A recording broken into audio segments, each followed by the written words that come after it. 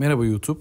My Mini Baby olarak Türkiye'de satılıyor bildiğim kadarıyla ve bu kollukları yaklaşık olarak 3,5-4 senedir aralıksız kullanıyoruz. Bunlarla ilgili deneyimlerimi paylaşmak istedim çünkü tatil zamanı çevremdeki insanlardan, daha ufak bebekleri olanlardan çok soru aldım. Bu video aracılığıyla sizlerle bu konudaki fikirlerimi, deneyimlerimi paylaşmak istedim. Ürün su üzerinde silindir yapısı sayesinde eşit ve dengeli olarak bir taşıma yapıyor açıkçası ve ilk zamanlar tabii kolluklara karşı çok fazla ilk başta güvenimiz yoktu. Hep sürekli çocukla beraber, sürekli çocuğun yanında olarak eşlik ederek devam ettik. Tabii çok ufaktı o zamanlar, 1,5 yaşlarında kadardı. O günden şu anda yaklaşık 20 kilo ve 4,5 kilo 4,5 yaşında ve 20 kilo.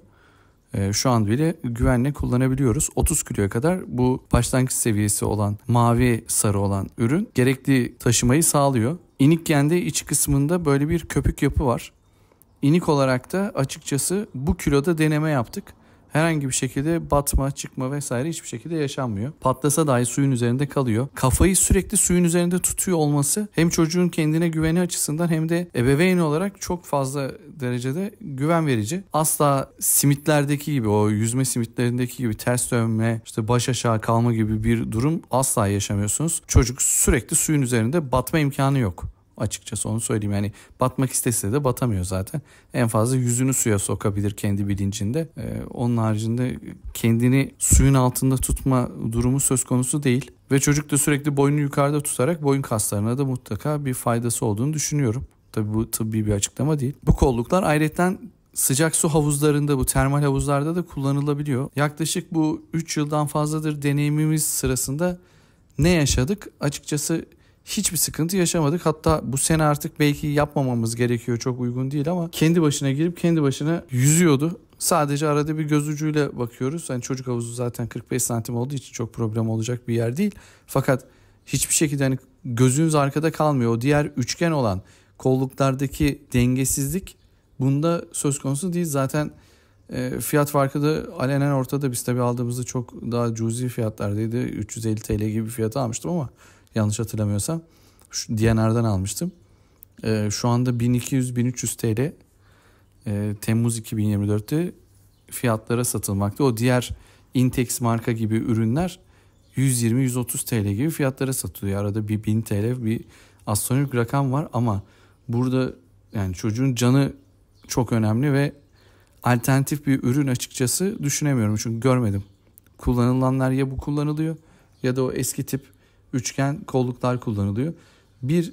Herhangi bir dikiş yeri vesairesi olmadığı için de keskin bir tarafı veya rahatsız edecek bir tarafı da söz konusu değil. Güneş kremiyle beraber kullanıyorsunuz. Kesinlikle çıkma yapmıyor. Zaten indirmeden çıkarma imkanınız yok. Onu söyleyeyim, yani çok sıkı bir şekilde tutuyor ama sıkmıyor.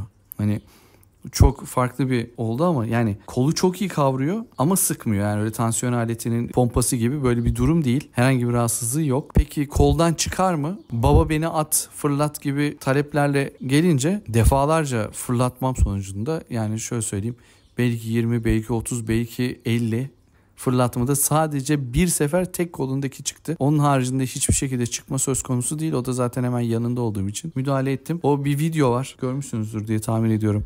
Bir kız çocuğunu yattan aşağı atıyor. Kolundaki kolluklar çıkıp sadece kolluklar kalıyor. Kız kayboluyor. O tamamen bir video montajından ibaret.